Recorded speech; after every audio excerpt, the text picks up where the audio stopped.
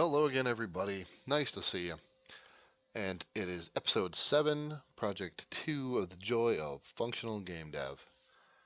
Um, and so I've fixed the bitmap problem in between episode 6 and now. I tinkered around with it a little bit in between. There was not a whole lot of time in between the episodes, but it didn't let me rest, if you know what I mean. The GitHub repo v0.6.1 is the beginning of episode 7. The link is down below in case you need that. And we can go over to the Trello board and we can take a look at we can load a bitmap. We can. And just to show you, yes indeed, here it is. So what was the problem, you may ask? And I'm about to tell you. But so, in the Trello board, loading the bitmap, we're done here. So we squeed our way through that, which leaves us rudderless. But let's go take a look at what I did before. Here's the magic. The other surface, which I was filling rectangles on, and then I was copying that over to the surface with SDL. When I was using the original surface that I was just filling rectangles on, it worked just fine. But when I used the bitmap surface, it did not. And the reason for that is that when I load this bitmap, it is not the correct format. And that's all there is to it. Because these are both main texture and surface are in ARGB 8888 format, which is when I create RGB, and these are my masks. That's the format this is in. That's the format the texture's in. The bitmap is in a different one. I believe it to be because it was just black and white. It may have been in an 8-bit format. So it was in the wrong format, but the thing is the power of UpperBlit, and I think I may or may not have spoken a little bit about UpperBlit last time. But I will talk about it in a little more detail today. The magic of UpperBlit is it will convert. Of course, it is not the most efficient way to copy from one thing to another, but it will change. It will accommodate a different format and get done what you want to get it done. Ideally, actually, you do not want to have you don't actually want to have it in a different format. You want to have it in exactly the same format as the surface that you are going to blit to. And that's something else that we're going to have to take into account. But okay, let's go look at the SDL surface. Actually, let's look at some geometry stuff, because I made a function called with SDL rect pointer, and it's internal because I found that I was doing the same stuff again and again. So every place where I have a rectangle option, I need to convert it to an int pointer, which is 0 if the rectangle is none. Otherwise, I need to convert it to an SDL rectangle and grab the pointer of it. But the thing is this requires having a mutable one of these, and then I want to do something with it, and I'm not sure when this goes away. Because I am just looking at the raw memory of it, so I don't want this. This is one of those things where I'm not clear on what the CLR is doing. So rather than risk things of it, well, it might be there, it might not be there, whatever. What I do is I pass this thing a function so that it can call the function with the actual pointer to the rectangle that is equivalent to the rectangle that I may have that I might have here in rectangle and have it do something. That's a really complex explanation, and it's probably a little bit easier if I just show you, well, what am I doing? So I come in here, I got destination rectangle, and that gets passed in here to with SDL rect pointer. Really, shame on me, I should pipe it in and pipe it. So I pipe it into here, and this is the function. It converts this into a pointer equivalent with it, but if it's none, this will be int pointer dot zero, or a null pointer. So that's all cool, and then this is where I grab the surface data out of a surface, and I should really probably I should really probably do something about this function as well, perhaps. But in any case, rect pointer here gets passed in to update texture, and then whatever it returns will then get returned with SDL rect pointer, and that's all cool, and that makes that work. And so it goes here in texture update, and it goes in pretty much every single one of the blits. Now, upper blit,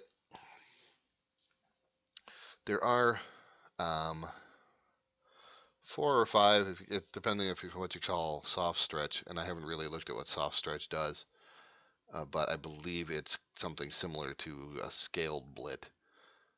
Upper blit will do things like clipping and conversion and other things. Lower blit, so the upper and lower is the level of abstraction, or the level of imprecision that you can have. And so with upper blit, it'll do pretty much anything. It'll do what it can to give you what you want.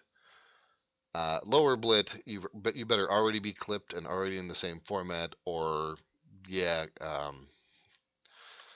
you're gonna be hurting for sure. Now, of course, lower blit would be the faster, and in any case, we're already with this. We're calling with SDL rect pointer, so we're already taking these things, converting them to SDL rects, and then finding the pointers to them for two things. So, while that's not super, that's not too much work to do. It is some, so it's not as fast as if you're just dealing with raw pointers. If we were doing that, if we really needed low level stuff, that's faster. Plus we're p invoking down and so on and so forth. In any case, there's a whole lot of stuff in between us calling something like lower blit and doing an actual copy. And that's fine, because it's the whole point of being in a higher level language is a higher level of abstraction, but we always lose the speed. Of course, even SDL, since it is cross-platform, is abstracting the video system on a number of platforms, and so ultimately it's about as fast as you can go and be cross-platform, and we're about as fast as we can go and be in the CLR. So in any case, I just wanted to go over, and then of course there's upper blit scaled and lower blit scaled. Haven't actually used them or tried them. Maybe we will, but I don't see why they wouldn't just be, and they are to scale. And then of course there's soft stretch, and they all have basically the same function signature. So here's the source surface, here's the source rectangle, here's the destination surface, here's the destination rectangle, go. So it's a thing. It's a weird thing. But one of the things we might want to do in order to help SDL out so it doesn't have to do all the conversion is to do a convert surface on the actual bitmap surface, so that it is in the pixel format that we want. And there are two convert surface formats. And this one takes the int32, and so this one would be the one that has one of these things. And I think I might just want to, I think I might want to just add that to my function here of loading my bitmap. Is there a time when I want to load the bitmap and not convert it? Is there such a time? And I don't know that there is. Huh. All right. Okay. Well, let's do a format that's uint32. And, well, this will look. See, the thing that we have to do here, and we will actually look it up to make sure that we're doing this right. Surface creation and simple drawing. So convert surface. So convert surface format.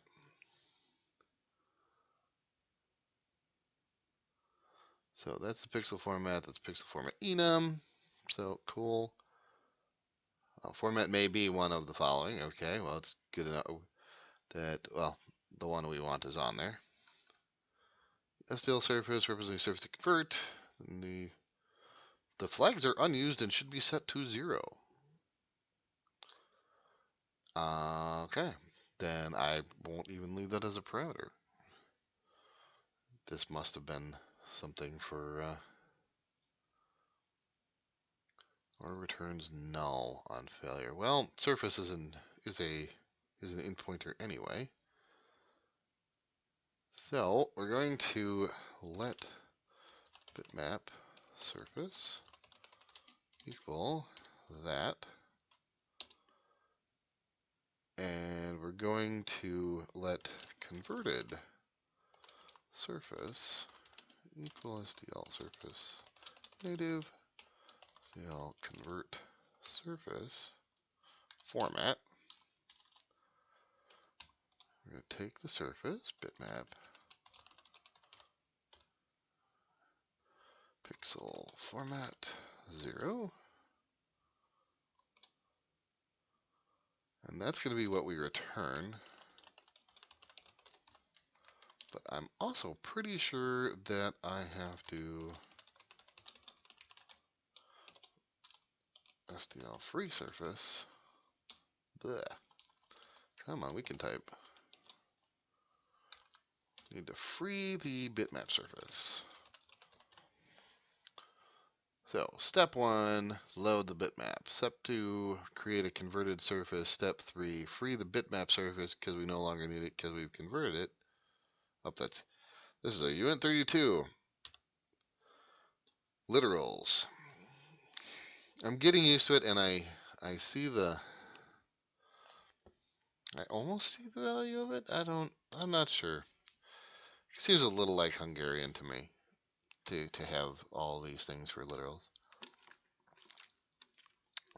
But people have their reasons. Like, nope, I'm working with this type. It reminds me of the old GW basic days where you'd put I forget what you'd put for an int. What was it for an int? I don't remember. But you'd put an exclamation point for a float. You'd put a hashtag for a double. So when you didn't call it hashtag, then you call it pound symbol. Anyway, all right. So load bitmap surface. Okay, convert it, and now it should work without any problem. Well, now we're gonna build, and now we're gonna say, hey, where's your pixel format, dude? Yeah, it's gonna say, hey, man, I don't know what you're talking about, dude. Okay, so we're gonna STL pixel dot RGB 8888 format. Now we're going to build. Now it's going to work, right? Yep. All right. Still works. Sure does. But now, if indeed my theory was correct, I should be able to update the texture from the bitmap, and it should work now. Or I'm wrong, and we can go back to the draw, and it does. Okay, so I was right. It was something to do with the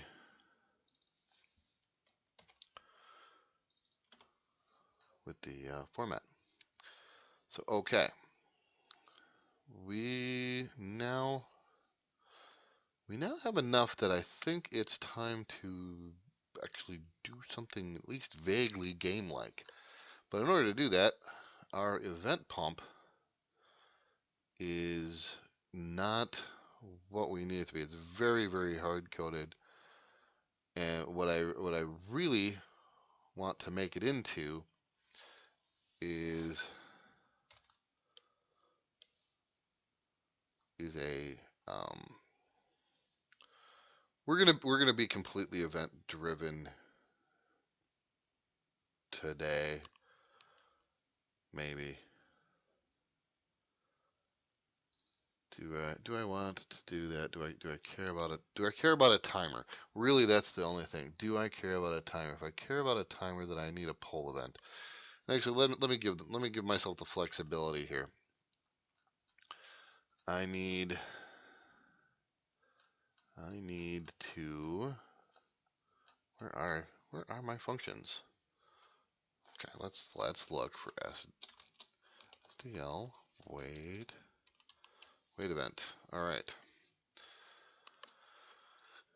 Now go to documentations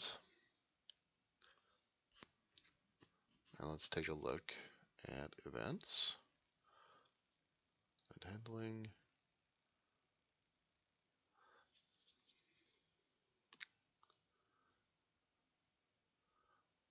Wait event. There's a poll event.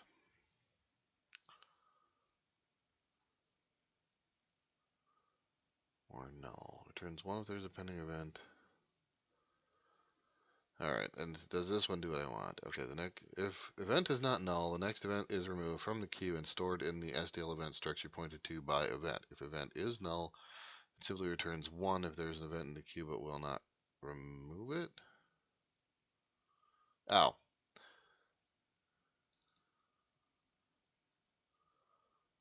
Next event is removed from the queue.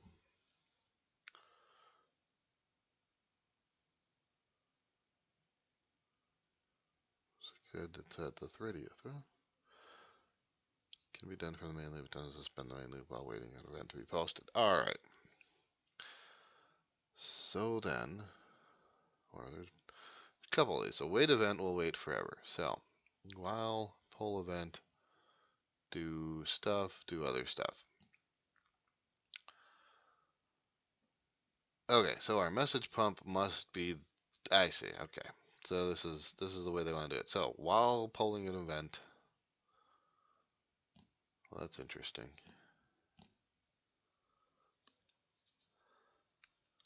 So, then really my message pump becomes if I poll an event, do what I do during events. If not, then, but let's see the function signature.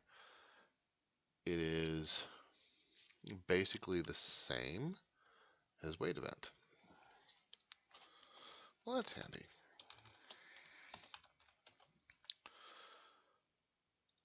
So really the way to do this, the way to use poll event is keep polling for events. Oh, and this one, no, it can't. It is that. Should I do this? I should do this because it can be null. All right, now I'm going to have to fix something. So, and. Okay.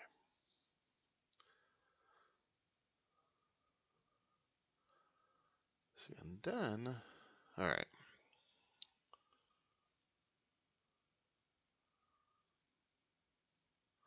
Okay, so convert. Now, okay. This one, I need a let private convert event of a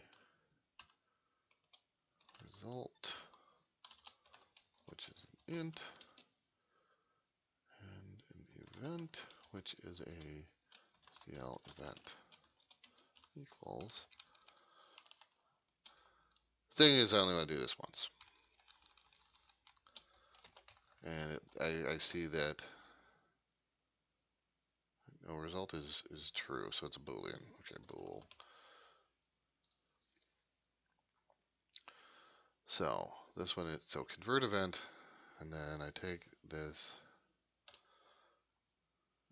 convert event result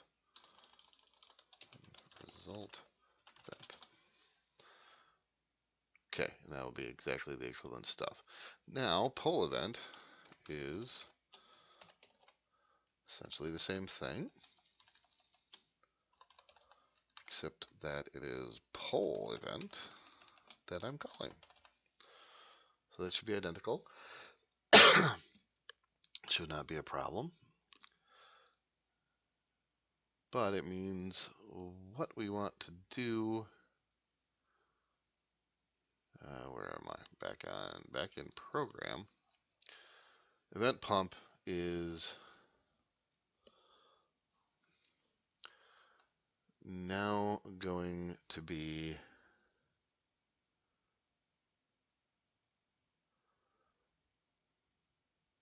this is gonna be interesting. So let's pseudocode it out. So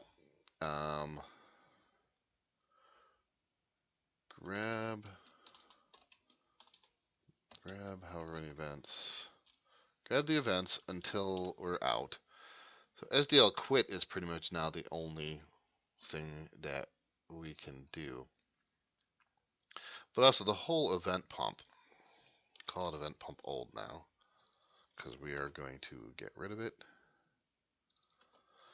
So event pump new still says let rec event pump. And there's going to be a draw function. And then I'll call it a renderer. Render function. A render handler. The event handler. And a state. Okay, now render handler is going to be a function that, now let's back up ever so slightly, and we're going to, for the moment, return nothing. So state is a t-state. It is what is the state of our application, and keep passing it in, and event handler will modify it. A render handler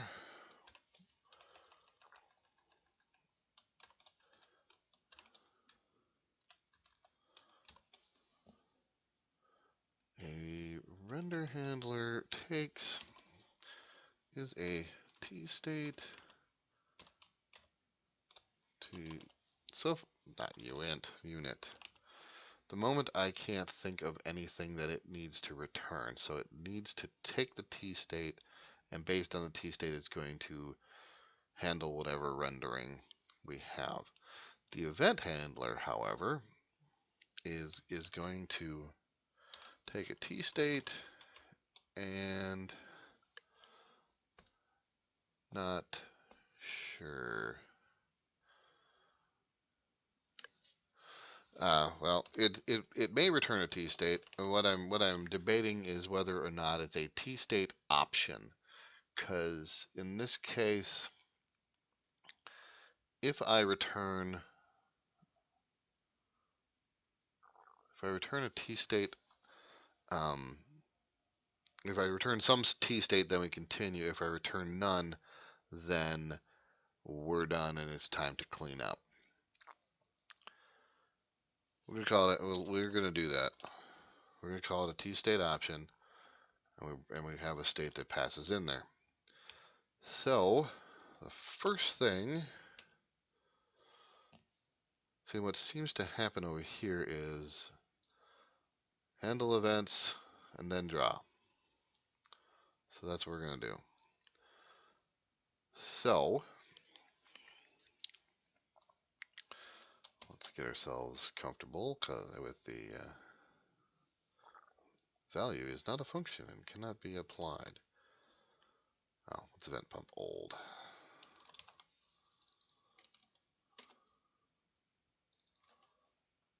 Okay, these are all event pump old. All right. So we're going to steal poll event. Well, let's take a what was I doing over here? All right. So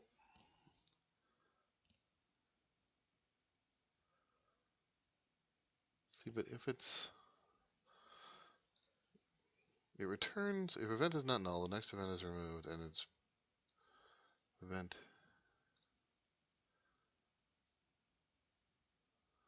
So it'll return of 0 if there are none available. So if it is false,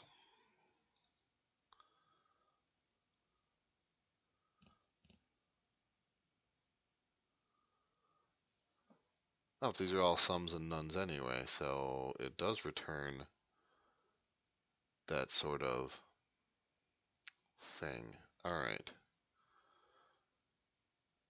So, all right.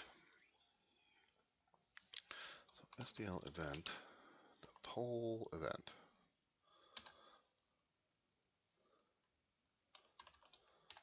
So match SDL poll event with some event.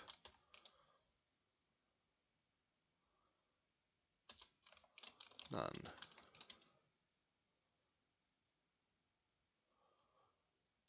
Okay. And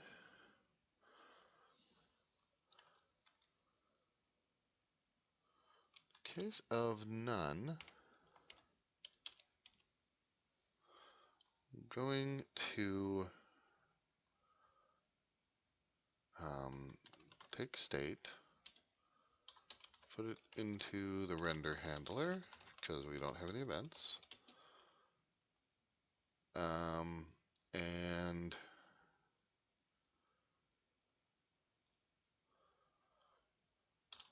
we're going to take state, turn it to the render handler, and then we're going to event pump render handler, event handler.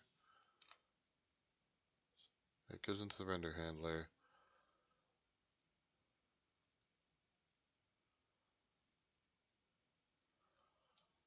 And then back to state. Now, in this case, the event may, so we're going to just do let new state equal state event handler.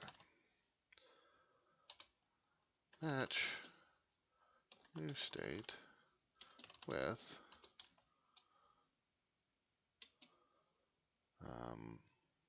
some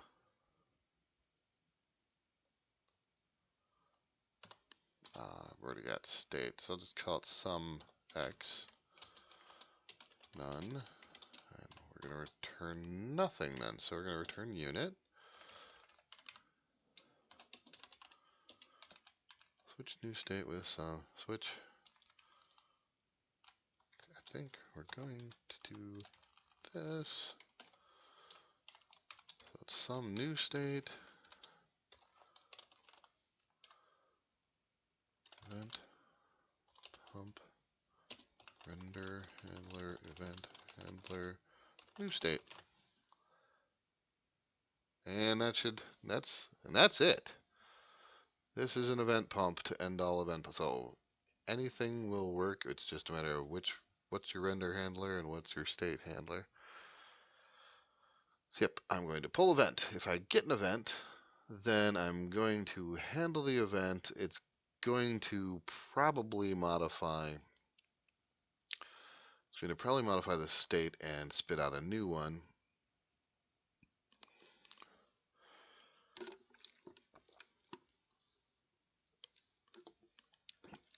And then that's going to pump some more. If I get no state, that indicates I am done with the application and return nothing. Otherwise, we got no event because there's nothing waiting. We're going to render, and then yes, we're going to render, and then we're going to pump. Okay, that seems like the way we want to do it. So what we do need is a state. So type game state equals I'm going to call it title.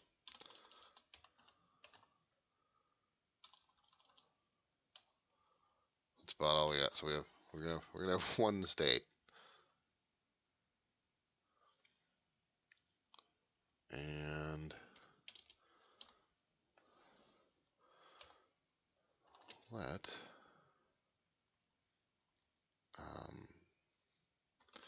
game renderer. The last thing it has to take is a state, which is a game state.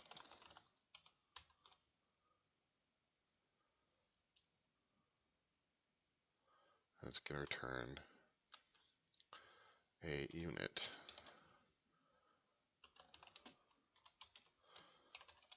Another thing we need is let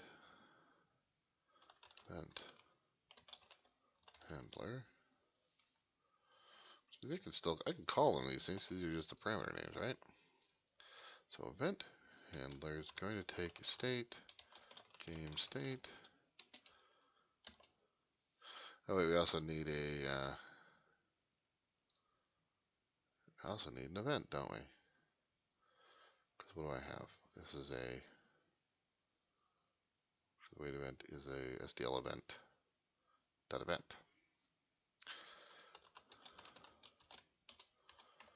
Okay, so that's the magic. It has to take an event and a state.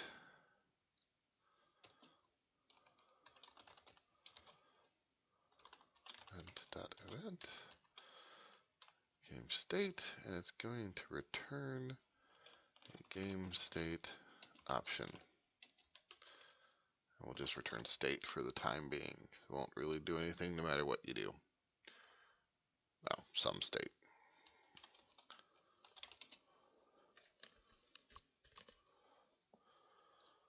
Okay, so event up state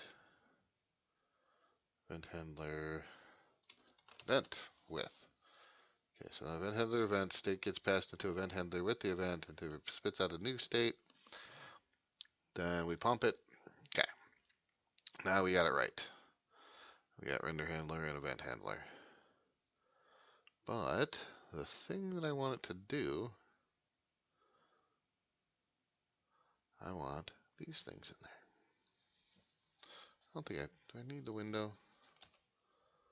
I do not need the window. Do I need the renderer? I believe so.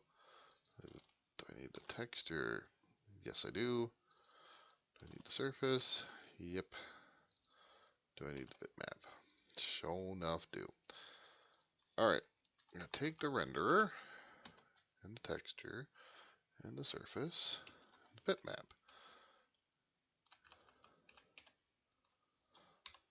And we even strongly type them because I feel better then,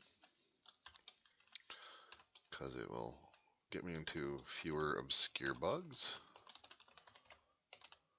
if I do that.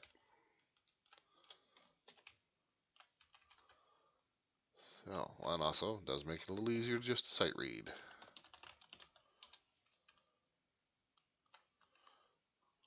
SDL render, SDL, yeah.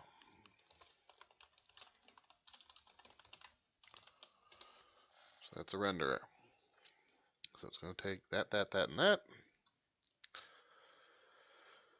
It is going to do all of these things.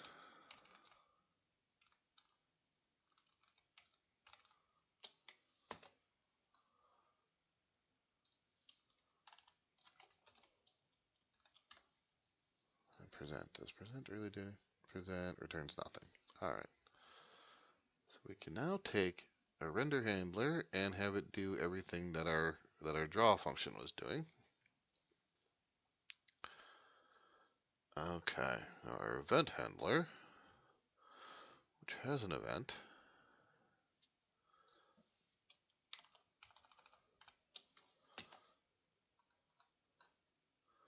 and this will take some doing, but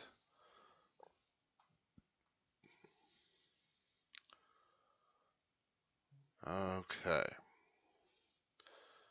So not waiting event. It's gonna match on event. Match the event with um,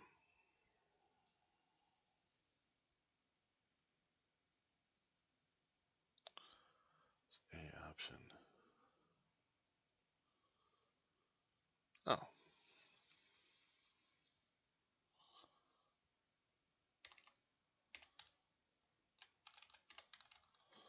Oh, there's no longer a sum. Alright, that's cool.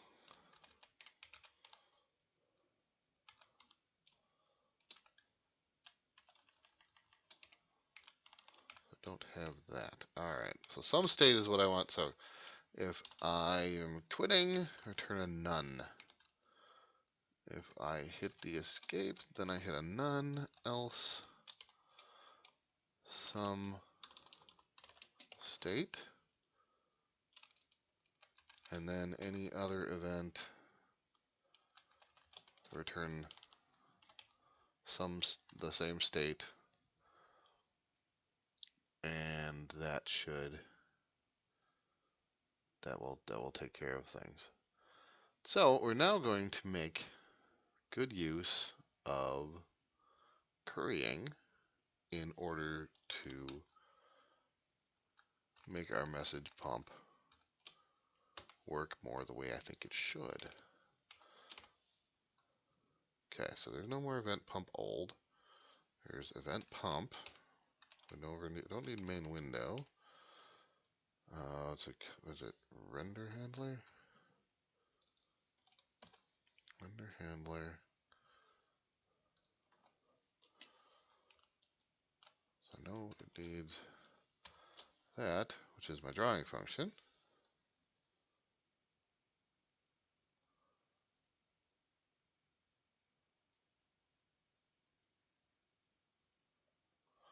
And then I have an event handler. And we're going to go with title. And will this be what I need it to be? So event pump. So render handler. So render handler with these functions passed is going to give me the everything here other than it takes a state to do its magic, because we don't really care. Actually, let's fill the rect here in case we want to. We're going to upper blit and then fill rectangles, because I think just in order to get things going, I want to give myself something that I can control. I've got a background. All right. So let's see if we can compile for one thing.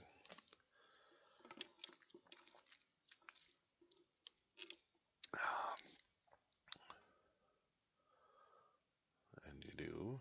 Let's see what happens. And it works. It's just crazy. All right. I think what I want to do here is let's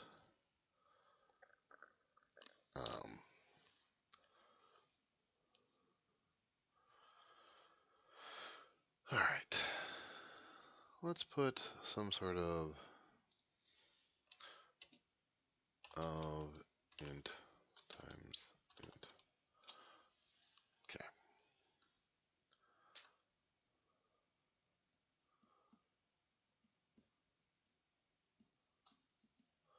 All right. So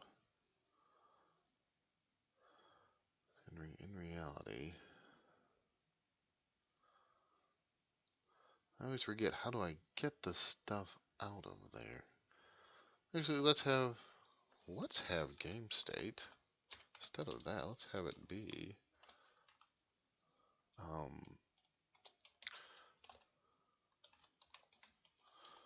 x, y, and px. Let's have that. Of course, now 0 px, x equals 0 px, y equals 0 px. Okay, so that starts it, and that's our game state. So now we can go in and say that this will be state dot x. This one will be state dot y. And now you can probably see kind of what I'm going after. Okay, so if I do that, instead I want to match .keysim.sim with 0x1b none some state. Okay, so now that's the match there. I don't know the scan codes. It's okay. Over on my other monitor, I do have where are you? It's probably under keyword. Key code?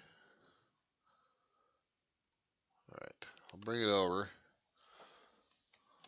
Left. Left bracket. Scan code to key code. ACK. Left bracket left. Alright, I'm obviously looking in the wrong one there.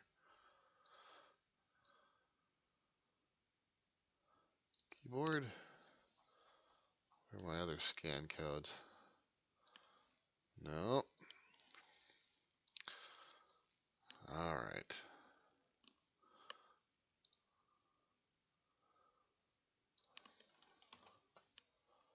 So left, find an all open documents. Yeah, always look for left. Okay, this is about the worst idea ever. Left bracket, left parenthesis, just left. Scan code of left is 80. I think I knew that. So right is 79, so the scan code, but what's the sim? Alright, let's make a breakpoint and take a look at that moment.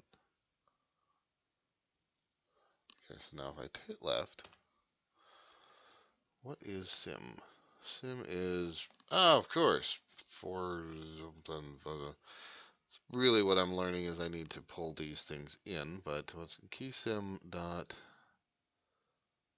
scan code is 50, which is 80. So 0, okay. So 4 and then a 50. All right, I can do that.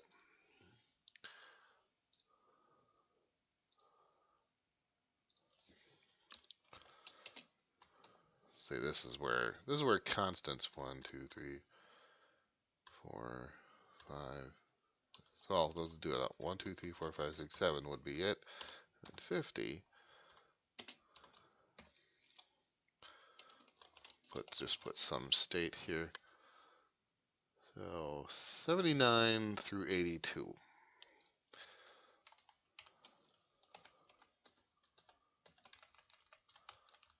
So all the way down, 39, 152. And I'm going to put the right,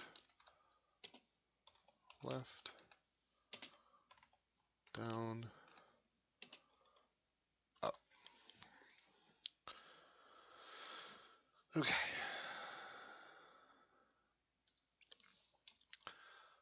Sum state with x equals state dot x minus 1. Px. Yeah. Actually, it's plus 1 if you go to the right. It is minus 1 if you go to the left.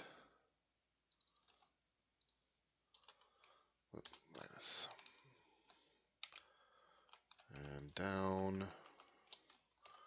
we will add 1 to y. And up, we will subtract 1 from y. So yes, while this is ugly and these scan codes are absolutely awful and stupid, what should happen is that the state should modify itself, and maybe we don't use 1, maybe actually let's go 5. Because I think they're 10 by 10. Is that right? Yeah, and it's 10 by 10. And we're gonna itchy ear underneath a noise canceling headphone. It's a I guess it's a first world problem, but still. So now, if this is working correctly, I should be able to move the red square with the arrow keys. And this would be the meatly equivalent of I made the box jump. And I'm ready to make my game super epic. And hey, the box jumps. Yay, box jumping. And of course it can go. Should be able to go off the screen, come back on, because we're using upper blit. I think just for the moment. No, I'm not. This has nothing to do with upper blit. I'm using fill rect. And fill rect, I think, has some of the safeguards necessary. Hey, look at us. We made a box jump, and that's a thing. We can move a box around the screen. But I'm taking a look. I'm taking a look at where are these things? Scan codes. Oh, don't do that. Here are all these scan codes, and I know the time is coming to bring all these things into my own enum, and I'm like, I don't think I care to, because this is a lot of typey. Can't I just not do that? Yuck. And then there's more to it. Notepad++ has some wonderful features. Our ability to, so there's SDL scan code, SDL key code. Yeah, check these out, right? Scan code to key code. What does scan code to key code do? Scan code to key code is, well, that just puts a 0x. It puts the 4 in front of it in hex.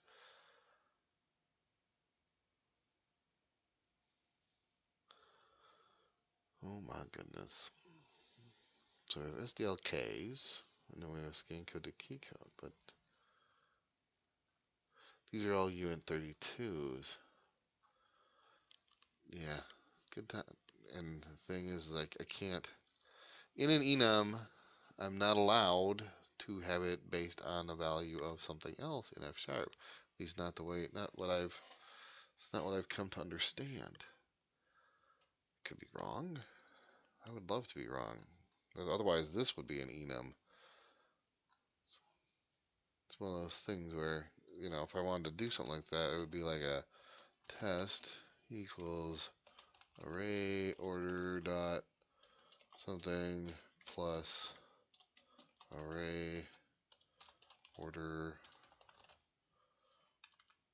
bgr, and this is going to tell me unexpected identifier in union case. It's not a union case. It's an enum,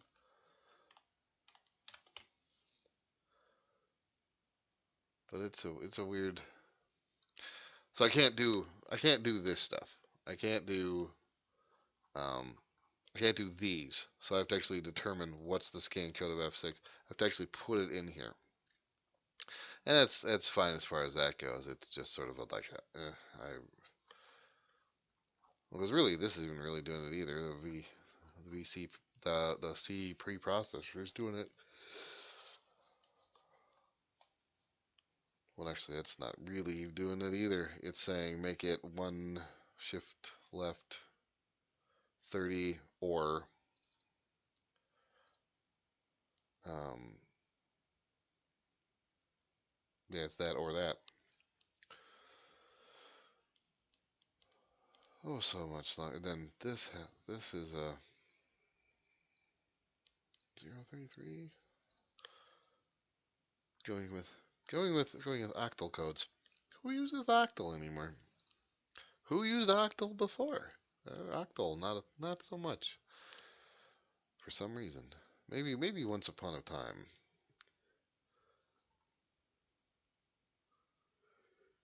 All right. So, we got some cool stuff. We made a box jump. Let's make that box jump just one more time. Behold our beautiful box on the background of a smiley face. It's even behind the blue box, which is being rendered second. Ooh. Automatically does a repeat key thing. Well, that's handy. I know, I seem to recall there being a function in there for key repeat and whatever. I think somewhere in here, like SDL keyboard or something. So, repeat. Rep. Nope. I thought there was a something. SDL keyboard state, mod state. Oh, scan code, scans from keys from scan code, scan. Oh, okay, this is one of those things I'm going to need to do. And this is the input text stuff. I might be thinking about something in events. But no matter, I think we've accomplished enough for one day. And I thank you ever so much for sticking with me on this journey. We've now made a box actually do something, and so we're able to get to more interesting bits with this project. But by the same token, I will continue in between episodes to beef up the F-sharp binding to SDL, and that will get better also. So, until next time, be sure to keep the joy of functional game dev in your heart, and we'll see you later.